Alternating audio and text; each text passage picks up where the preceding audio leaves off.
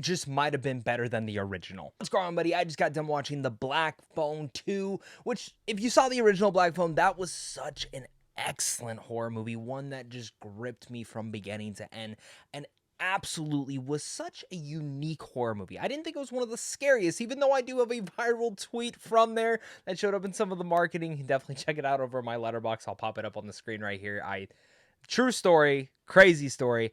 Nothing like that happened at the Black Phone 2 tonight, but what I did get from the Black Phone 2 was a more grimy, grislier, darker, meaner sequel, and one that kind of feels like a spiritual sequel to Sinister. It very much blends a lot of what Scott Derrickson as a director did so well in Sinister and mixes it with the vibe of Black Phone. And for a lot of this movie, I very much dug the hell out of that. In fact, I really only have one thing that keeps me from going and saying that this is better than the original. I'm like right there on the cusp of it. I need to see this one again because I really do thoroughly enjoy the first one. I think the first one is such a awesome horror coming of age story that has some really unique jump scares and an excellent performance from, of course, Ethan Hawke.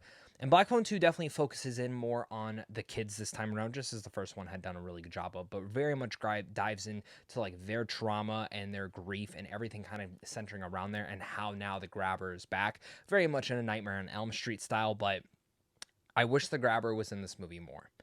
There is this sort of supernatural element to the grabber that I think they linger a little bit too much on in bringing into the focus, and I definitely think that is one thing that should have been here. It's pretty obvious, like, who's causing what's going on, but it's the point that they hide it in mystery for so long until about the midway point of the film. But with that said, here's what I said leaving out of the theater. Phone 2 amplifies almost everything you loved about the original. It feels like a spiritual sequel to Sinister, blending grimy Super 8 horror with haunting, dreamlike sequences straight out of Nightmare on Elm Street fantasies. I just wish the grabber had a bit more time. That's basically where I'm at with this. I really thoroughly enjoyed this. I think some people are going to think it's way better than the original, and some people might not. But for me, this is about what I wanted from the sequel, even though I never thought we needed a sequel. But that's my out of theater reaction. Share your thoughts. Can't wait to hear them.